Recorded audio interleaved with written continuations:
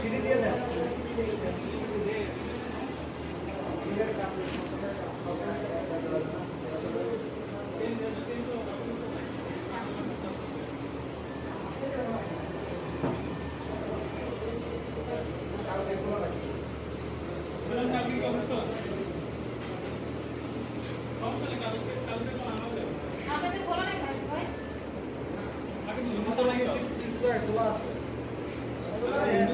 একবারে কাজটা করলে ভালো হয়।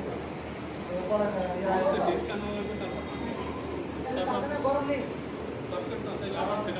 দিলে ওনাদের জন্য কাজ করতে শুরু